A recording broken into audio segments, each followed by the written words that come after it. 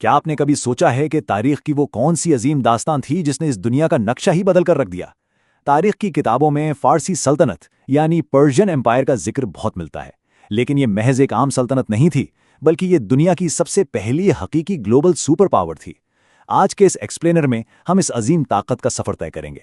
ये वो लोग थे जिन्होंने पहली बार इंसानी हुकूक का तस्वुर पैदा किया, मैनेजमेंट की ऐसी मिसालें कायम की जो आज तक फॉलो की जाती हैं। और हाँ, एंशिएंट ग्रीस के साथ उनकी एपिक दुश्मनी के किस्से तो आपने सुने ही होंगे। तो चलिए देखते हैं कि एक छोटा सा खाना बदोश कबीला दुनिया की सबसे बड़ी ताकत कैसे बन गया। 40%। जरा इस हैरान कुन नंबर पर गौर करें।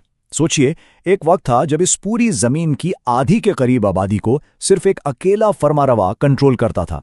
धूप से चमकती हुई वादिये सिंध से लेकर मिस्र में दरियाए नील के फर्टाइल किनारों तक इनका फैलाव इस कदर वसी था। इन हुक्मरानों को ऊही शहंशाह यानी बादशाहों का बादशाह नहीं कहा जाता था। ये 40% का फिगर हमें बताता है कि आखिर एक अकेले इंसान के पास कितनी मैसिव पावर हो सकती है। तो ये फैसिनेटिंग स्टोरी शुरू होती है 550 BCE के आसपास। उस वक्त ये फारसी लोग कोई अजीम सुपर पावर नहीं थे, बल्कि वो खुद मीड्स एम्पायर के जेरे असर थे। कहानी में ट्विस्ट तब आता है जब मीडियन बादशाह एस्टियागिस को एक खौफनाक ख्वाब आता है, एक प्रोफेसी कि उसका अपना ही पोता एक दिन उसे तख्त से गिरा देगा। अपने डर की वजह से उसने उस बच्चे को मारने का आदेश दे दिया, लेकिन जैसा कि क्लासिक किस्सों में होता है, एक चरवाहे ने उस बच्चे को मौत के मुंह से बचा लिया और खुफिया तौर पर जंगल में पाल पोस कर बड़ा किया। और वो बच्चा कोई और नहीं, अजीम साइरस द ग्रेट था।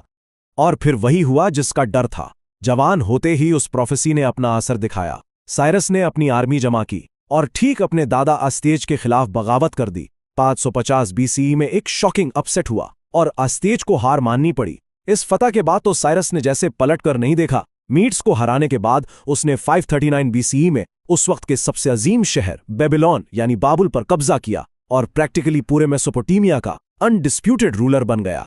लेकिन यहां आकर साइरस की पर्सनैलिटी बिल्कुल क्लियरली बाकी बादशाहों से अलग नजर आती है। वो महज एक पावर हंग्री जालिम जंगजू नहीं था। उस वक्त का ट्रेंड ये था कि बादशाह जहां अटैक करते वहां की पूरी आबादी को गुलाम बना लेते थे। पर साइरस ने इसके बिल्कुल ऑपोजिट किया। जब उसने बेबीलोन फतह किया तो वहां बंदी बनाए गए यहूदी लोगों को न सिर्फ आज़ाद किया, बल्कि उन्हें उनके आबाई वतन वापस जाने की इजाज़त भी दे दी। इस एक मूव ने उसे टायरेंट यानी जालिम से एक लिबरेटर यानी आज़ादी दिलाने वाले के रूप में हिस्ट्री में हमेशा के लिए अमर कर दिया। वक्त गुजरा और साइरस द ग्रेट के बाद जब एम्पायर को नए खून की जरूरत थी तो स्टेज पर एंट्री होती है एक नए शानदार किरदार की, डेरियस द ग्रेट। और ये वो वक्त था जब इस सल्तनत ने अपने एब्सोल्यूट पीक को टच किया। डेरियस कोई आम बादशाह नहीं था, वो एक ट्रू एडमिनिस्ट्रेटिव जीनियस था। उसके टाइम पीरियड को प्रैक्टिकली इनका गोल्डन एज कहा जाता है, क्योंकि उसने इस मैसिव एम्पायर को कंप्लीटली स्मूथली चलाने के लिए ऐसी ब्रिलियंट स्ट्रैटेजीज इंट्रोड्यूस करवाईं जो वाकई माइंड ब्लोइंग है। अब बेसिक प्रॉब्लम ये थी कि 3 बड़े आजमों यानी कॉन्टिनेंट्स पर फैली इतनी ह्यूज सल्तनत को अकेला बादशाह कैसे मैनेज करे। तो डेरियस ने इसका सिंपल लेकिन जीनियस हल निकाला।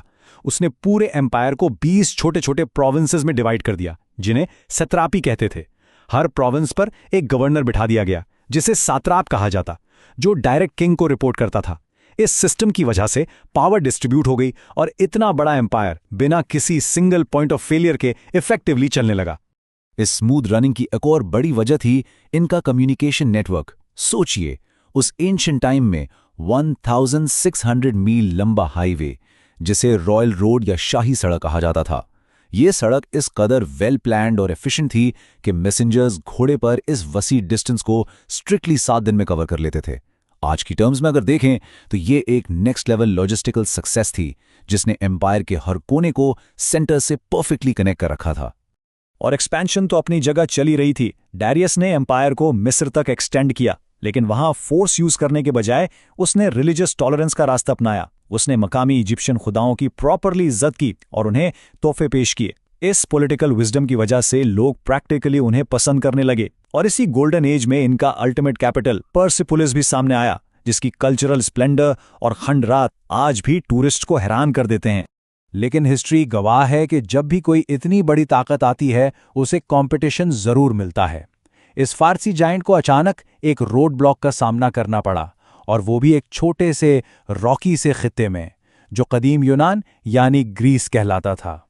डैरियस को लगता था कि इन फियर्सली इंडिपेंडेंट ग्रीक सिटीज को क्रश करना जरूरी है, और बस यहां से स्टार्ट होता है तारीख का वो मैसिव क्लैश जो सदियों तक रिवर्बरेट करता रहा।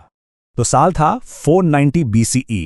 डैरियस ने अपने 20,000 फौजियों को ग्रीस के मैराथन शहर भेजा। सिचुएशन देखें, एक तरफ वेल इक्विप्ड मैसिव फारसी फोर्स और दूसरी तरफ प्रैक्टिकली आउटनंबर्ड ग्रीक होप्लाइट्स। पर नतीजा क्या आया? एक टोटल शॉकिंग अपसेट। यूनानियों ने इन्हें बुरी तरह हरा दिया। कहते हैं इस अनएक्सपेक्टेड विक्ट्री की खबर बताने के लिए फिलिपिडिस नाम का एक ग्रीक सोल्जर पूरे 26 मील तक कंटिन्यूअसली भागता रहा और एथेंस पहुंचकर आखिरी सांस ली। और पता है, आज की मॉडर्न मैराथन रेस की बुनियाद यहीं से निकली है।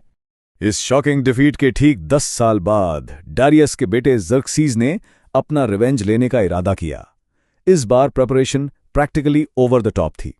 1 लाख से ज्यादा फौजियों की अजीम आर्मी ग्रीस पर हमला करने निकली, और वहां थर्मोपाइले के नैरो पास में उनका सामना किससे हुआ? स्पार्टन किंग लियोनार्डस और उसके महज 7,000 फियरलेस वॉरियर्स से। ये वो लेजेंडरी एपिक बैटल थी जहां स्पार्टी फौजियों ने अपनी जान पर खेलकर लिटरली उस अजीम फारसी सैलाब को आगे बढ़ने से रोके रखा। हालांकि ज़र्क्सीज आगे बढ़कर एथेंस में दाखिल होने और उसे जलाने में कामयाब तो हो गया, पर जनरल थेमिस्टोक्लीज ने एक कंप्लीटली डेवस्टेटिंग प्लान बनाया। उसने इनकी बल्कि फारसी शिप्स को सालामस की एक नैरो नेवल ट्रैप में फंसाकर ऑलमोस्ट तबाह कर दिया, और आखिरकार प्लाटिया की आखिरी जंग में टोटल डिफीट के बाद फारसी ताकत का यूनान पर कब्जे का ख्वाब हमेशा के लिए टूट गया। वक्त गुजरता गया और जैसा कि होता है, अंदरूनी बगावतों और फैमिली बिट्रेल्स ने इस अजीम अचैमिनेड एम्पायर को वीक कर दिया। इनकी वीकनेस ने एग्जैक्टली हिस्ट्री के ग्रेटेस्ट मिलिट्री कमांडर के लिए रास्ता क्लियर कर दिया। यूनान से उठने वाली वो आंधी जिसे हम अलेक्जेंडर द ग्रेट यानी सिकंदर आजम के नाम से जानते हैं, बिल्कुल तेजी से उनकी तरफ आगे बढ़ रही थी। और उस यंग कॉन्करर की स्पीड वाकई अनस्टॉपेबल थी। 333 BCE में बैटल ऑफ इसिस में किंग दारेस III की आर्मी को कच्चे धागे की तरह तोड़ दिया।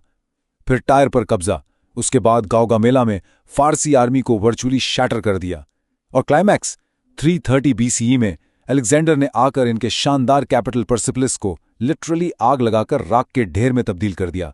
इस तरह एंशिएंट वर्ल्ड के सबसे बड़े एम्पायर का क्लाइमैक्स बहुत प्रैक्टिकली ब्रूटल था।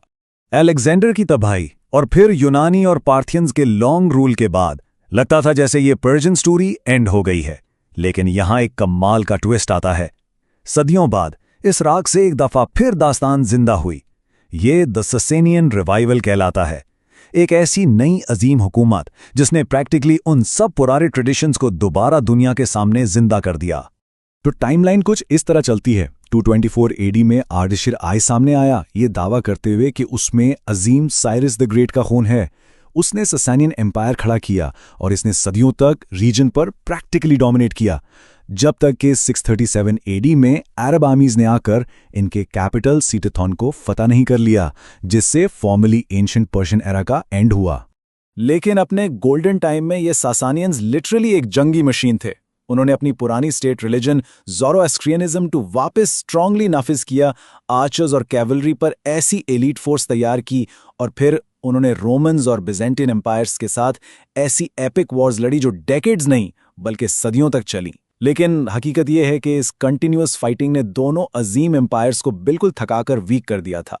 क्टेसिफॉन के फॉल के साथ बेशक इस अजीम दौर का एक फिजिकल एंड जरूर हो गया, लेकिन यहां एक बड़ा क्लियर लेसन है। एम्पायर्स गिरती हैं, बॉर्डर्स चेंज होते हैं, पर जो आइडियोलॉजी वो पीछे छोड़ जाते हैं वो रेयरली मरते हैं। फारसी एम्पायर की रूह लिटरली इन वक्त की रेतों में दफन नहीं हुई। उनकी लेगेसी पूरी तरह इमॉर्टल है। क्योंकि अगर आप आज गौर करें तो ग्लोबल पोस्टल सर्विस का सिस्टम बेसिकली इनके रॉयल रोड का ही एक वर्जन है। रिलीजियस टॉलरेंस का वो कॉन्सेप्ट जो उन्होंने इंट्रोड्यूस करवाया वो आज की मॉडर्न सोसाइटीज का हिस्सा है। इनका लॉ और इफेक्टिवली एम्पायर्स चलाने का एडमिनिस्ट्रेटिव पैटर्न बाद आने वाली बहुत सी ताकतों ने एब्सोल्युटली कॉपी किया। तो देखा जाए तो किंग ऑफ किंग्स का असर हमारी मॉडर्न दुनिया के रूट्स में शामिल है। तो हिस्ट्री के इस माइंड ब्लोइंग एपिक सागा के इस एक्सप्लेनर में दोस्तों बस इतना ही। अब हम इस सीरीज को आगे लेकर कहां जाएं? आपकी नज़र में एंशिएंट वर्ल्ड की वो कौन सी अगली ताकत है जिसकी ऐसी ही डीपली फैसिनेटिंग डिटेल्स हमें एक्सप्लोर करनी चाहिए?